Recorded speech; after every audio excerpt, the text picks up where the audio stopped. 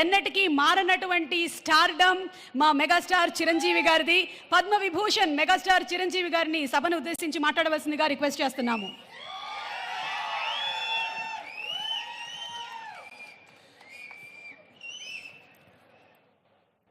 గౌరవనీయులు మన ప్రీతమ ముఖ్యమంత్రి శ్రీ రేవంత్ రెడ్డి గారికి, అలాగే మంత్రివర్యులు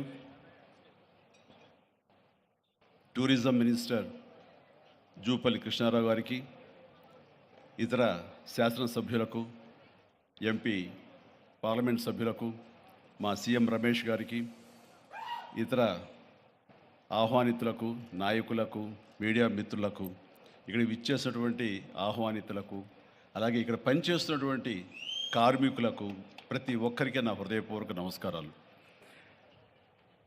ఈ ప్లేసు మీ అందరికంటే నాకు ముందు తెలుసు.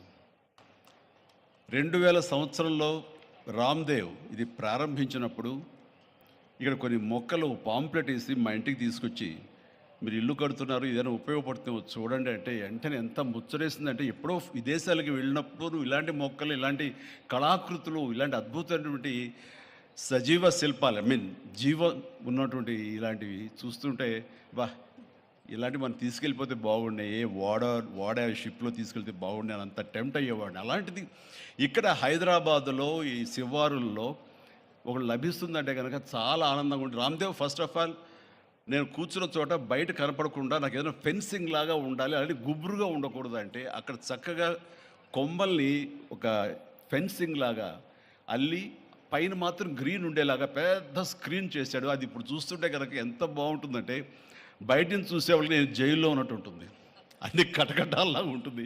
అది అద్భుతమైన కళాఖండగా నేను ఫీల్ అవుతుంటాను. అట్లాగే చాలా అద్భుతమైన చెట్లు కొన్ని మా ఇంట్లోనే పెట్టుకున్నాను. ఇవి ఎప్పుడో 2002లో 2003లోనో మా ఇంట్లో పెట్టుకున్నాను. అప్పటి నుంచి నాకు అంత ప్యాషన్. ఆ తర్వాత ప్రతి క్షణం ఈయన ఎదుగుదలను చూస్తూ వచ్చాను. ఎక్కడ నాకు ఈయన రామ్దేవ్ ఒక వ్యాపారవేత్తలా కనబడ్డు, ఒక కళాకారుల్లా కనబడతాడు. అందుకే నా మనసుకి అత్యంత దగ్గరగా అయ్యాడు. ఆ తర్వాత ఏదైనా వస్తే కనుక చూస్తారా మొక్కలు అంటే, ఇది వరకంటే ఏదో వేలల్లోనో లక్షల్లోనూ చెప్పేవాడు, ఇప్పుడు కోట్లలో ఉందంట కదయ్యా. నేను ఇప్పుడు నా సంపద అంతంత మాత్రమే ఉంది, కొనలేనేమో అన్నారు. కానీ చూడండి సార్, వస్తే మీరే టెంప్ట్ అవుతారు. ఇప్పుడు గౌరవ ముఖ్యమంత్రి గారితో పాటు అన్నీ వీక్షిస్తుంటే ఎంత టెంప్టింగ్ ఉందంటే, వావ్ ఇవన్నీ మన ఇంట్లో పెట్టేసుకుంటే ఎంత బాగుంటుంది అనిపిస్తుంది. అంత అందంగా దీనికి కావాల్సిందండి వ్యాపార దృక్పథం కాదు, కళాకారుల హృదయం, కళా హృదయం ఉండాలి. నా మటుకు నేను అతని ఒక కళాకారుడుగాను, ఒక ఆర్టిస్ట్గా చూస్తాను. నేను అంత తపన లేకపోతే, అంత ఇష్టం లేకపోతే సుదీర్ఘకాలం 24-25 ఇయర్స్ పాటు దీని మీద ఎక్స్పెరిమెంట్ చేస్తూ, ఎన్నో చోట్ల రీసెర్చ్ చేస్తూ, ఎక్కడెక్కడ ఏమేమి మొక్కలు దొరుకుతాయి, ఎక్కడెక్కడ ఈ శిలాకృతులు దొరుకుతాయి, ఆ శిలలు ఇక్కడ ఎలా తీసుకురావాలి అని దాని మీద అది దుర్భేద్యం అనుకోకుండా ఇది సాధ్యమే, ఇది మన ప్రాంతం వాళ్ళకి, మన హైదరాబాదుకి, మన స్టేట్కి అందం తీసుకొచ్చేది, మన దేశంలోనే గొప్పగా చెప్పినటువంటి గొప్ప పార్క్ అవుతుందని ఆయన మనసులో మెదిలిన ఆలోచన, ఆయన పడ్డ కష్టం, తీసుకున్న శ్రమ ఈ రోజున ఇక్కడ అద్భుతమైన కళాఖండంగా ఇన్ని ఎకరాల్లో చోటు చేసుకుందంటే కనుక నా భూతో నా భవిష్యత్తు.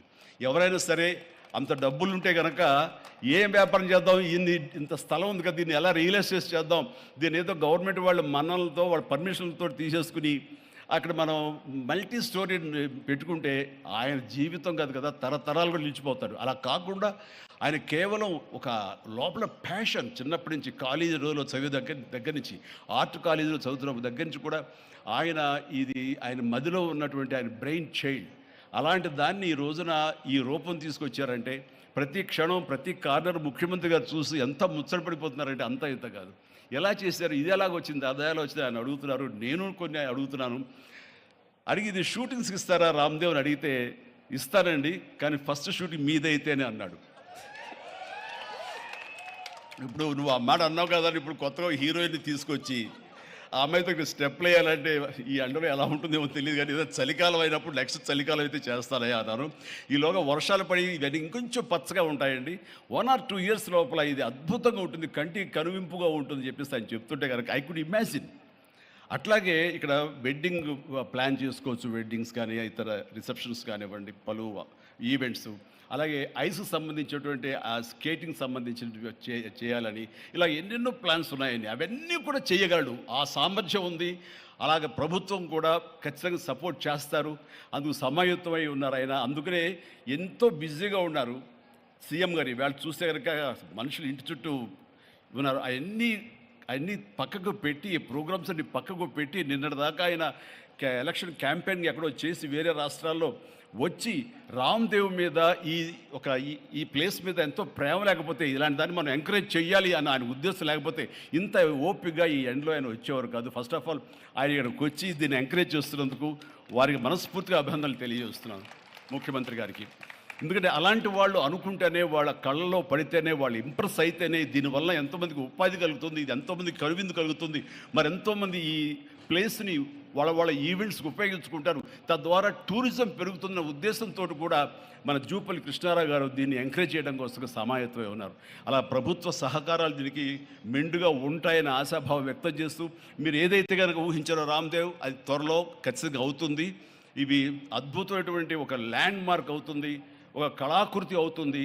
అది రాష్ట్రానికి వన్నీ తీసుకొస్తుంది. హైదరాబాద్కి తలమానికంగా ఉంటుంది. ఒక హైదరాబాద్ ఒక ఇల్లు అనుకుంటే, ఇంట్లో ఒక అద్భుతమైన పెయింటింగ్ పెట్టుకుంటే ఎంత బాగుంటుందో, ఆ పెయింటింగ్ ఈ రోజున ఈ ఎక్స్పీరియన్స్తో నేను చెప్తున్నాను, this will be a beautiful piece of art. అందుకని మరొకసారి వారికి నా హృదయపూర్వక ధన్యవాదాలు, అభినందనలు.